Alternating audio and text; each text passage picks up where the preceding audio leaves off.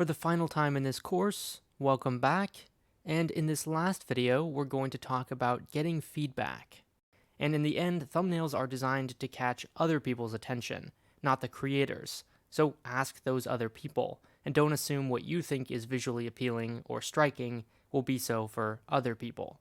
Now, it's true that if you have other friends who are creators, or you know someone who works in graphic design, their feedback might be more specific and actionable, but that's not to say that their feedback is more important than anyone who you could ask. In my opinion, family and friends are just as good of a source because ultimately it's about how the image catches their eye, and that can come from anyone.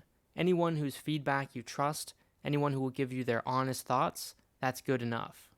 Now, there's a completely different school of thought, which I'm not sure I completely subscribe to, but I think it's worth bringing up, which is that people don't always give the best feedback, not because they don't want to, but because they literally can't.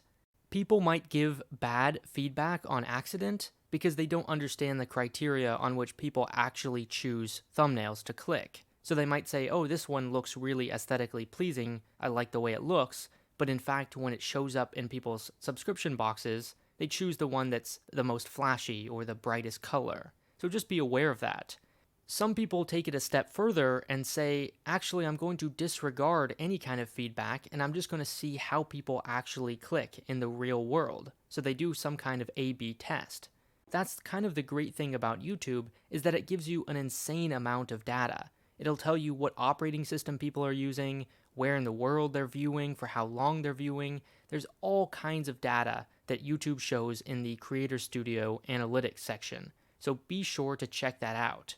What some people will do is religiously check these metrics once a video is released, and if it's not performing as well as they expected, views-wise, they will change the thumbnail, which you can do as many times as you want, to something else. And if that doesn't do well enough, well then they'll switch to a third thumbnail and repeat. And some people will go back to the first one, but you get the idea.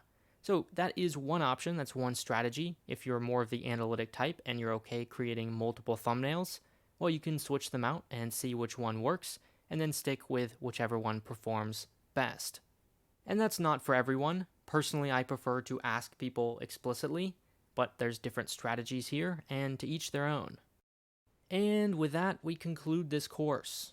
Thank you so much for taking it. I really sincerely hope it was useful for you, because I can remember when I first started out YouTube, there's a long period of no views, just kind of flatline with no feedback, and that can be very discouraging.